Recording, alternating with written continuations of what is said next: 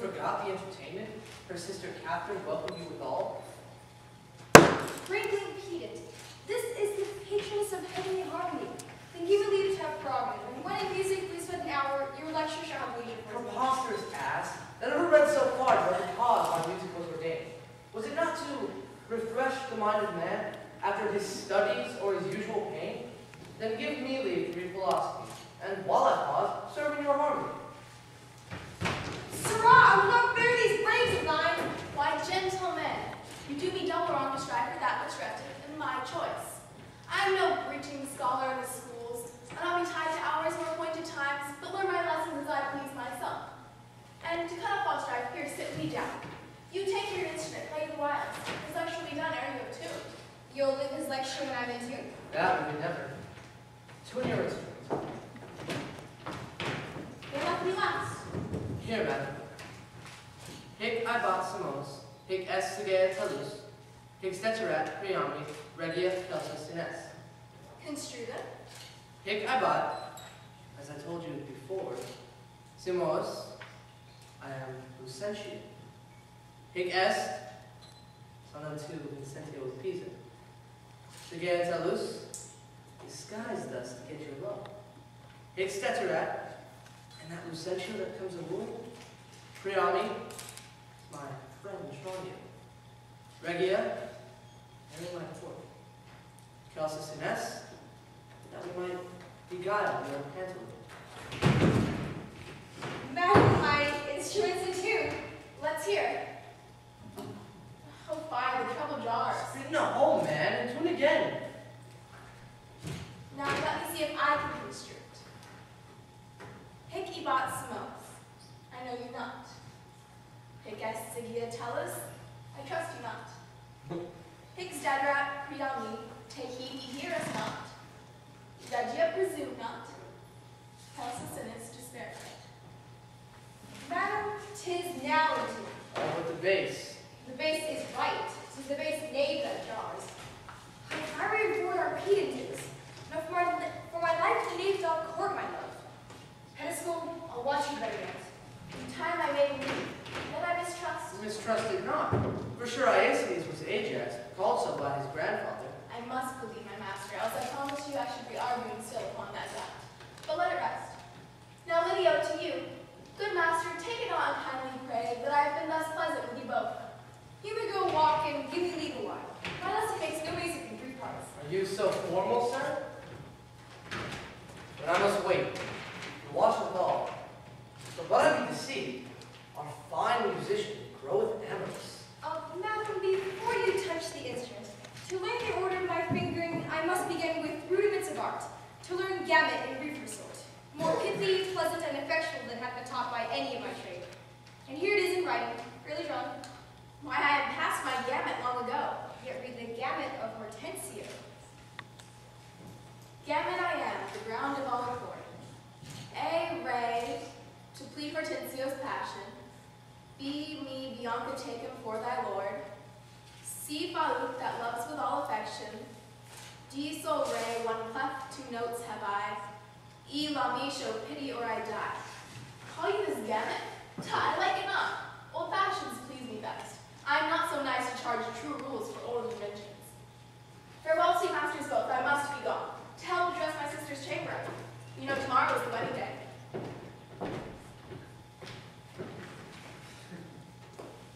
Faith, mistress. Then I have no cause instead. But I have cause to pride to dispute it. Methinks he looks as though he were in love. And yet, Bianca, if thy thought be so humble as to cast thy wandering eye on every sail, seize thee that list. If once I find thee ranging, Hortensio will quit with thee by changing.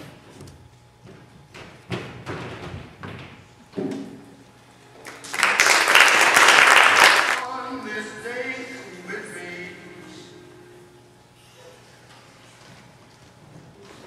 Signor Lucentio, this is the appointed day that Catherine and Patricio should be married, and yet we hear not of our son-in-law. What will be said? What mockery will it be to want the bridegroom and the priest attends to speak the ceremonial rites of marriage? What says Lucentio to the shame of ours? No shame but mine.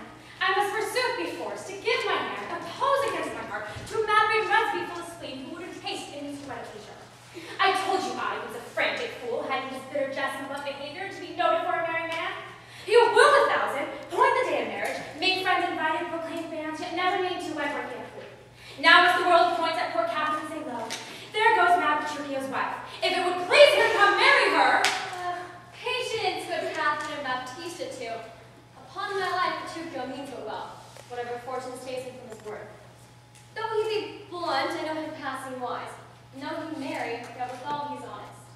Would Catherine had never seen him, though.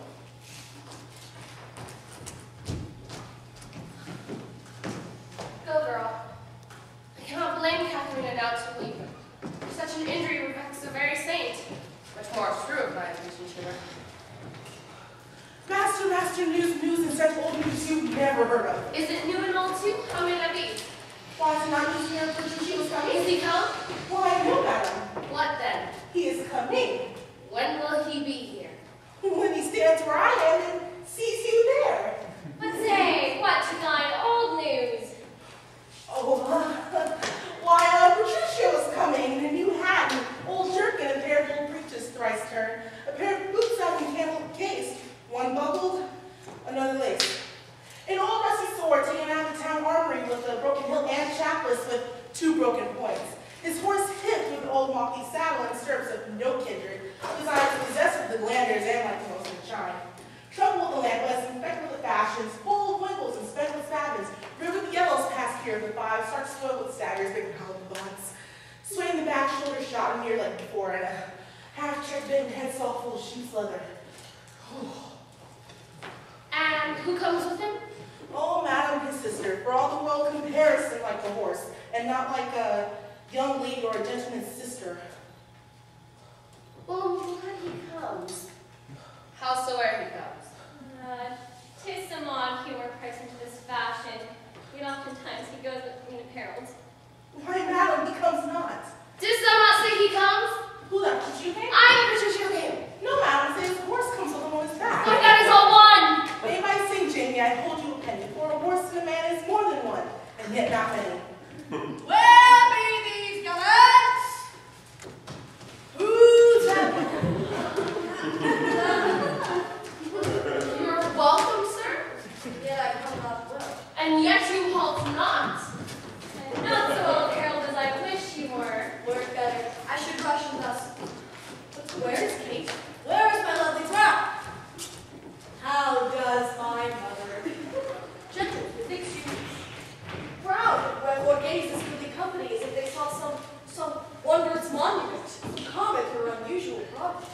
Why, sir, you know this is your wedding day. First you were sad for him who would not come. Now sadder you come so unprovided.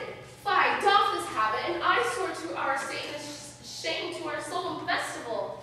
And what occasion of import hath also long detained you from your wife, and sent you hither so unlike yourself? Tedious word to tell, and harsh to hear. Suffice it, I am come to keep my word, though at some point be forced to digress, which at one leisure I will so excuse that you shall be well satisfied with all. But where is my Kate? I stay from her too long. The morning wears. 'Tis time for her at church. See not your pride in these unreverent robes. Go to my chamber and put on clothes of mine. Oh no, not I. Believe me, thus I'll visit her. But though I trust you will not marry her. Good sooth thus, therefore, a dumb words. To me she's married, not unto my clothes. Could I repair what she will wear to me as I could change these poor accoutrements? 'Twere well for her and better for myself. But what a fool am I to chat with you here, when I should bid good morrow to my bride and steal the title of your lovely kiss.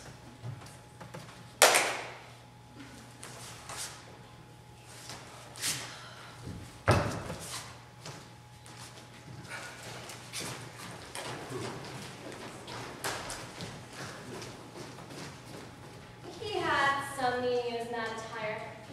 We'll persuade him if be it possible to put on better and go to church. I'll after you see the event of this.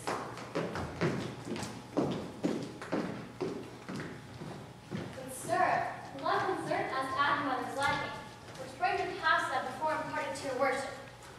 And to get a man, whate'er he be, his skills not much, will fit him to our turn. And he shall be in Centro of Pisa, and make assurance here in Padua of greater sums than I promised. So shall you quietly enjoy your calling, and marry sweet Bianca with consent. For warned that our fellow schoolmaster doth watch me up the steps so narrowly, 'twere good, methinks, to steal our marriage, which, once performed, let all the world say no. That Keep my no, despite of all the world. That by degrees, we need to measure our advantages in the business. We'll overreach the great Gremio, the narrow prying by the Manola, the quaint musician Ermositio, all for my master's sake. Who sent you?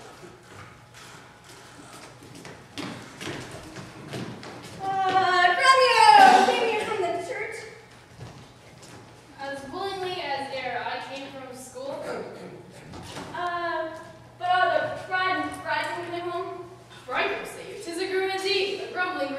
shall find.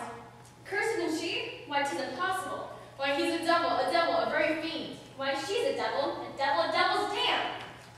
Till she's a lamb, the devil fooled to him.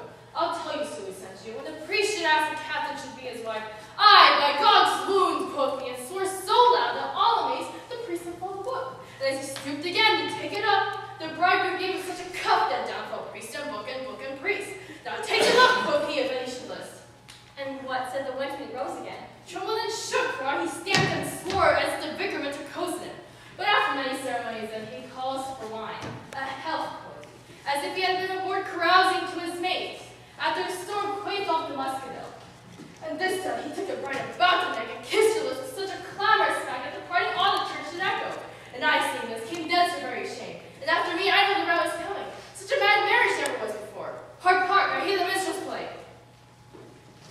Gentlemen and friends, I thank you for your pains. I know you think to dine with me tonight and have prepared a great store of wedding cheer. But so it is. My niece doth call me hence, and here I mean to leave you. It's possible you will away tonight. I must away today before the night come, making no other. If you knew of my business, you would entreat me rather go than stay. And on its company, I thank you all that have beheld me give myself away to this most patient, sweet, and virtuous wife. Dine with my mother, drink a health for me, for I must hence, and farewell to you all. Let us entreat you as state talk for dinner. It may not be. Let me entreat you. It cannot be. Let me entreat you. I'm content. Are you content to stay? I am content you shall entreat me stay, but yet not stay. Entreat me how you can. Now, if you love me, stay. Grumio, my horse. Aye, sir, make you ready. The oats have eaten the horses. Nay then, do it that night. I will not go today. No. Nor will I go tomorrow. The door is open, sir, there lies your way. You may be jogging while your boots are still green. For me, I will not be gone until I please myself. 'Tis my fate to surely jolly grim to take it on with first so roundly. Oh, Kate, prithee be not angry. I will be angry. What hast thou to do? Mother, be quiet. He shall say nothing. Aye, Mary, sir, now it begins to work. Gentlemen, forward to the bridal dinner. I see a woman may be made a fool had she not the spirit to resist. They shall go forward, Kate, at thy command. Obey the bride and attend on her. Go to the feast, revel and domineer. Carouse full measure at your maidenhead. Be mad and merry, or don't hang yourselves. But as to my bonny Kate, she must away with me. Oh, look back, big, nor stamp, nor stare, nor fret. I will be master of what is mine own. She is my goods, my chattels. She is my house, my household stuff, my field, my barn, my horse, my ox, my ass, my anything. And here she stands. Touch her, whoever dare! I'll make mine eye on the ground to see it stops my way and head you up! Rio, drop off thy weapon. We are beset with thieves! Let's do thy business. Oh, fear not, sweet wench. They shall not touch thee, Kate.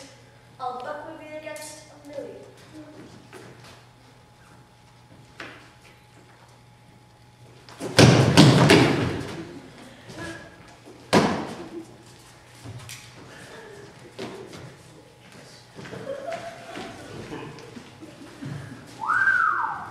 Nay, let them go, a couple of quiet ones. When they not so quickly, I should die with laughing. Of all mad matches, never was the like. Mistress, what's your opinion of your sister? At being mad herself, she's madly mated. I warned him, Petruchio is cated. Neighbors and friends, the bride and bridegroom wants for us to supply the places at the table. You know there want no junkets at the feast. Lucentio, you shall take the bridegroom's place and let Bianca take her sister's room. Shall sweet Bianca practice how to bride it? She shall, Lucentio. Come, let's go.